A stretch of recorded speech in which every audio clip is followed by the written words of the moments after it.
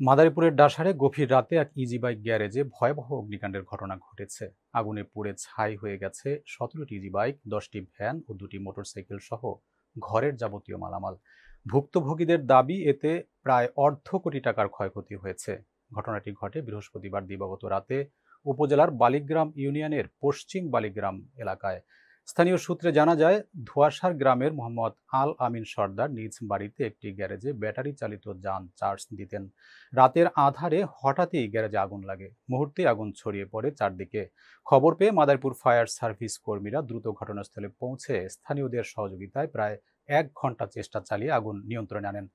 এতে করে রক্ষা পেয়েছে আশপাশের ঘরবাড়ি। তবে ততক্ষণে পুড়ে ছাই হয়েছে গ্যারেজের মূল্যবান মালামাল।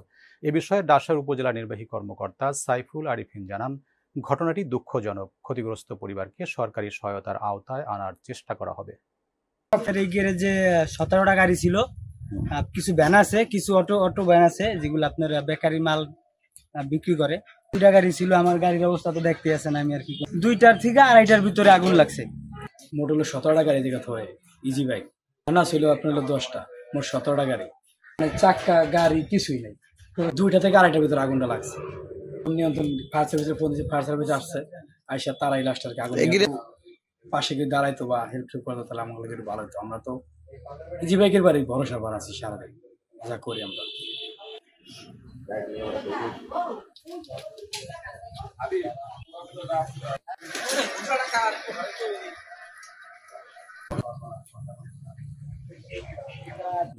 রংপুর সমন্বিত শিশু পুনর্বাসন কেন্দ্র থেকে ৪ কিশোরী পালিয়ে যাওয়ার ঘটনায় শুরু হয়েছে তোলপাড়। ইতিমধ্যে ২জনকে উদ্ধার করা গেলেও বাকি ২জন এখনো নিখোঁজ। উদ্ধার হওয়া কিশোরীরা অভিযোগ করছে, পুনর্বাসন কেন্দ্রে তাদের সঙ্গে খারাপ আচরণ করা হতো। তবে দীর্ঘদিন ধরে সেখানে অবস্থান করা অন্য শিশুরা এই অভিযোগে ভিত্তিহীন বলে দাবি করছে।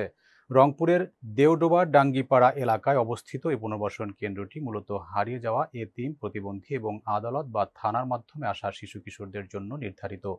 বর্তমানে এখানে প্রায় ৬৮ জন শিশু কিশোর রয়েছে।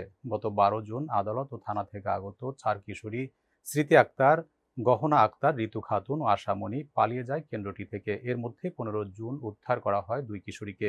একজন অপ্রাপ্ত বয়সে বিয়ে করে বাড়ি থেকে পালিয়েছিলেন, আরেকজন ফিরে গিয়েছিলেন নিজ বাড়িতে। উদ্ধার হওয়া একজন অভিযোগ করেন, পুনর্বাসন কেন্দ্রে দায়িত্বপ্রাপ্তদের খারাপ আচরণের কারণেই তারা পালাতে বাধ্য হয়েছেন। তবে এই অভিযোগ সম্পূর্ণ অস্বীকার করছেন দীর্ঘদিন ধরে কেন্দ্রটিতে থাকা অন্যান্য কিশোরীরা। তাদের দাবি, বছরের পর বছর থেকেও এমন আচরণের মুখোমুখি হননি তারা। এ বিষয়ে কথা বলেছেন কেন্দ্রটির হাউস মাদার হাবিবা খাতুন। তিনি জানান, আদালত ও থানা থেকে আগত অনেক শিশুই পুনর্বাসন কেন্দ্রে বিশৃঙ্খলা সৃষ্টি করে থাকে। বিষয়টি স্বীকার করে তিনি এদের জন্য আদালত ব্যবস্থার দাবি জানান। রংপুর সমন্বিত শিশু পুনর্বাসন কেন্দ্রের দায়িত্বপ্রাপ্ত কর্মকর্তা নজরুল ইসলাম বলেন, পালিয়ে যাওয়া ঘটনার তদন্তে একটি কমিটি গঠন করা হয়েছে। রিপোর্ট আসার পরেই মূল কারণ জানা যাবে। শিশুদের নিরাপত্তা ও সুরক্ষা রাষ্ট্রীয় দায়িত্ব এবং অবস্থায় কোনো শিশু নিখোঁজ হওয়া কিংবা নির্যাতনের অভিযোগ করা অবশ্যই উদ্বেগজনক বিষয় বলেও মন্তব্য করেন তিনি।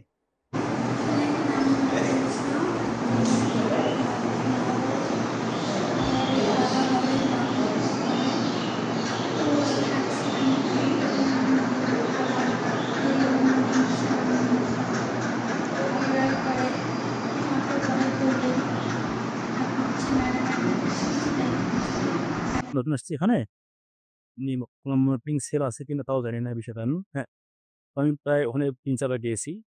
ওখানে গিয়ে যা শুনেছি, এবং এই ঘটনা ঘটার পর ৪টে নিজে পালিয়ে গেছে, ২টাতে উদ্ধার পাওয়া গেছে।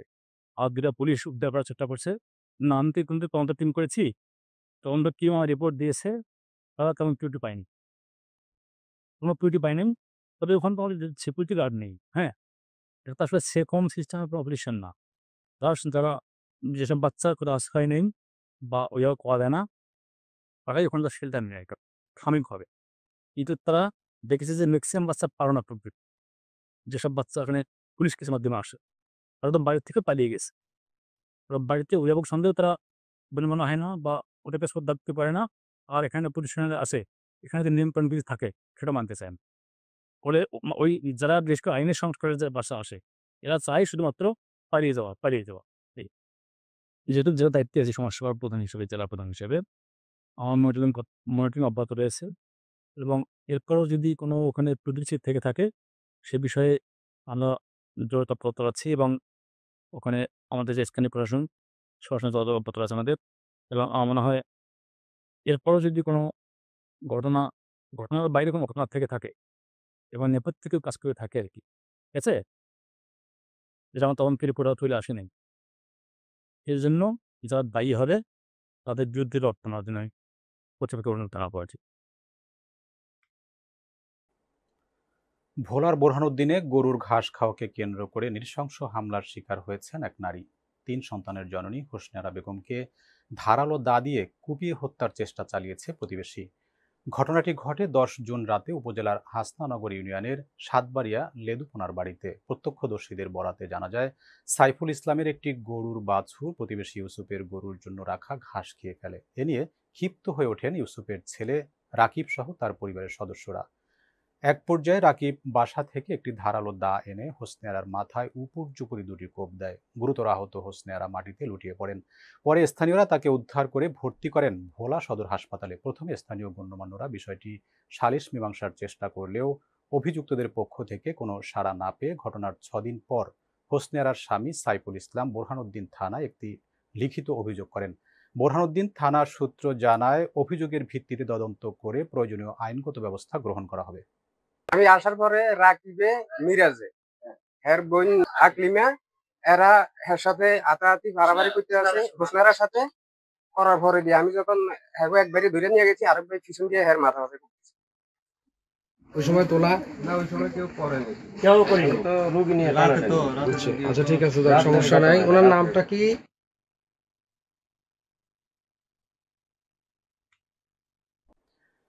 জুলাই আন্দোলনের ছাত্র জনতার উপর দমন পীড়নের প্রতিবাদ করায় মিথ্যা মামলা দিয়ে গ্রেপ্তার করা হয়েছে বেগম রোকেয়া বিশ্ববিদ্যালয়ের গণসংযোগ ও সাংবাদিকতা বিভাগের সহযোগী অধ্যাপক মাহমুদুল হককে। এই অভিযোগ এনে বিক্ষোভ করেছে বিশ্ববিদ্যালয়ের সাধারণ শিক্ষার্থীরা। শুক্রবার জুমার নামাজের পর বিশ্ববিদ্যালয়ের প্রধান ফটকের সামনে এই বিক্ষোভ সমাবেশ করেন তারা।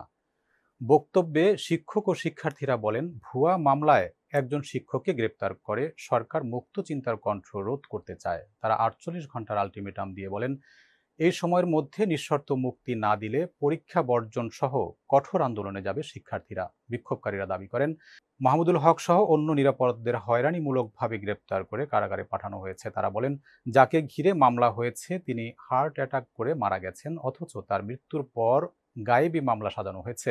মাহমুদুল হকের স্ত্রী বলেন, এসব মিথ্যা মামলা দ্রুত তদন্ত করে আমার স্বামী সহ অন্য নিরাপরাধীদের মুক্তি দিতে হবে। সমাবেশে শিক্ষার্থীরা আরও জানান, যারা এসব মিথ্যা মামলা করে হয়রানির পথ তৈরি করেছে তাদের আইনের আওতায় এনে দৃষ্টান্তমূলক শাস্তি দিতে হবে।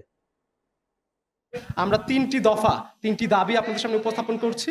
প্রথম দাবি হচ্ছে, আগামী 48 ঘন্টার মধ্যে ওনাকে সসম্মানে এবং নিঃশর্তে মুক্তি দিতে হবে।